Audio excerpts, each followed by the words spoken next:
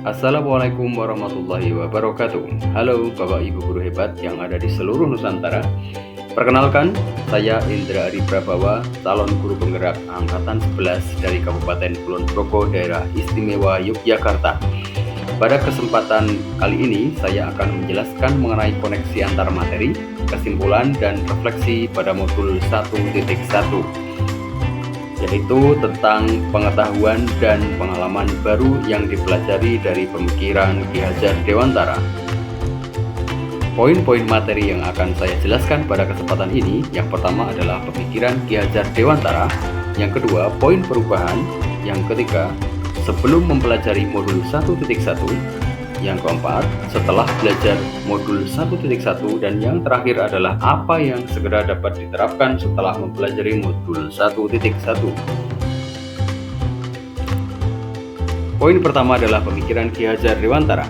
Pendidikan merupakan hak setiap anak bangsa Indonesia. Oleh karena itu, tiap-tiap anak bangsa harus menerima program pendidikan yang sesuai dengan kodratnya. Selain itu, program pendidikan harus disesuaikan pula dengan kondisi grafis budaya Indonesia agar mereka menjadi generasi penerus bangsa yang berkualitas, hidup meraih kebahagiaan dan keselamatan yang sejati. Guru sebagai seorang fasilitator perlu memperhatikan hierarki perubahan dalam perannya dalam dunia pendidikan. Hierarki tersebut dapat kita klasifikasikan menjadi 3, yaitu kodrat anak, prinsip perubahan, dan poin perubahan. Kodrat alam ialah suatu kondisi di mana dunia seorang anak tersebut berada, baik keadaan geografisnya maupun lingkungan keadaan alam tempat dia berada. Sedangkan kodrat zaman ialah suatu kondisi di mana suatu masa anak hidup dan berkembang pada saatnya. Kodrat zaman selalu melaju dinamis berdasarkan perkembangan zaman pada saat itu.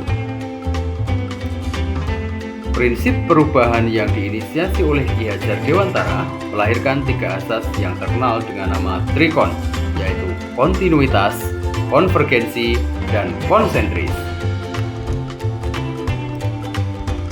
Hierarki yang terakhir adalah poin perubahan, di mana apa yang berubah dalam hal ini merupakan budi pekerti. Budi pekerti juga bisa disebut sebagai bulatnya jiwa manusia, dalam bahasa asing disebut sebagai karakter, yaitu jiwa yang berasas hukum kebatinan. Di mana budi pekerti ini ialah cipta, rasa, dan karsa yang harus bersatu dalam jiwa seseorang peserta didik, sehingga akan menjadi akar dari budaya. Dalam membangun pola budi pekerti ini, Ki Hajar Dewantara memberikan 3 semboyan utama, yaitu ing ngarsa sung tulodo, ketika di depan menuntun, memberi arah dan teladan; ing madya mangun karso, di tengah menginisiasi, membangun kekuatan dan memberikan semangat; dan tutwuri handayani, ketika di belakang senantiasa memberikan dorongan, arahan, dan penguatan. Materi berikutnya adalah keadaan sebelum saya mempelajari modul 1.1. Sebelum mempelajari modul 1.1, saya tidak terlalu memperhatikan pola pembelajaran berdiferensiasi dan keberpihakan pada murid. Saya kurang mengutamakan kebutuhan belajar masing-masing peserta didik. Kegiatan belajar yang saya programkan di kelas bersifat klasikal dan tidak memperhatikan kebutuhan mereka. Untuk menyusun kerangka program pembelajaran, biasanya saya hanya memperhatikan hasil kognitif dari tingkat sebelumnya. Karena saya mengajar mata pelajaran matematika di kelas 7, maka saya biasanya menyusun kerangka kegiatan belajar berdasarkan capaian prestasi nilai rapor dan nilai asesmen daerah yang diperoleh peserta didik pada saat di sekolah dasar saja. Saya tidak mencermati algoritma berpikir anak-anak. Pembelajaran yang saya lakukan di kelas tidak sepenuhnya berorientasi pada murid. Saya hanya berpikir bahwa bagaimana siswa saya mengerti dan memahami dengan kompetensi yang ditargetkan. Meskipun saya selalu membuat asesmen diagnostik sebelum merancang kegiatan belajar, namun asesmen yang saya buat tidak cukup untuk membaca kemampuan awal anak secara pribadi. Materi berikutnya adalah perubahan pola pikir setelah belajar modul 1.1.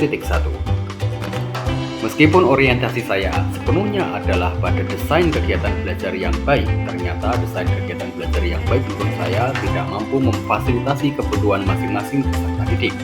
Meskipun saya membuat program pembelajaran yang baik, namun nyatanya masih terdapat di antara mereka yang ternyata tidak mampu mengejar ketertinggalan dengan siswa-siswa yang lain. Sebelumnya, saya tidak pernah melakukan analisis secara mendalam tentang materi matematika apa yang didapatkan oleh siswa ketika mereka berada di bangku sekolah dasar. Saya merasa inilah yang menjadi kesalahan terbesar saya selama ini. Saya beranggapan bahwa pada saat siswa masuk ke sekolah menengah pertama, semua berada pada kemampuan yang sama tanpa matrikulasi sederhana. Sehingga saya mulai berpikir untuk tidak menerapkan rancangan pembelajaran yang sama bagi semua siswa. Materi yang terakhir adalah apa yang segera dapat diterapkan. Pola pikir seorang guru hendaknya selalu dinamis berdasarkan subjek pendidikan yaitu siswa. Tidak menutup kemungkinan bahwa pola ajar guru di kelas selalu berubah dari waktu ke waktu. Agar pola rancangan pembelajaran yang saya lakukan lebih baik berdasarkan pola pemikiran Ki Hajar Dewantara, diantaranya adalah saya ingin berkolaborasi dengan guru sekolah dasar untuk mengetahui tentang materi matematika dasar apa yang telah mereka dapatkan pada saat menempuh pendidikan di sana. Kemudian saya ingin mengembangkan program pendidikan bagi siswa yang sesuai dengan kodratnya. Saya ingin mengetahui seberapa besar materi pokok yang telah dikuasai oleh siswa yang ada di sekolah dasar melalui asesmen awal yang tepat dan divalidasi oleh guru sekolah dasar. Kemudian saya membuat pemetaan berdasarkan golongan ketercapaian materi bagi siswa di sekolah. Melalui hal tersebut, saya harap dapat membuat analisis yang tepat guna merancang program pembelajaran matematika yang berdiferensiasi di sekolah, sehingga kebutuhan belajar seluruh siswa akan terfasilitasi dengan baik. Dengan rancangan program yang saya utarakan ini, saya berharap bahwa orientasi pembelajaran yang saya lakukan akan sepenuhnya berpusat pada murid. Nah, kesimpulannya adalah setelah mempelajari modul 1.1, maka saya akan merubah pola pembelajaran saya agar lebih menekankan pada program pembelajaran yang berdiferensiasi sehingga mampu benar-benar berorientasi kepada murid. Terima kasih teman-teman guru hebat sekalian. Semoga konten ini menginspirasi. Salam guru penggerak. Wassalamualaikum warahmatullahi wabarakatuh.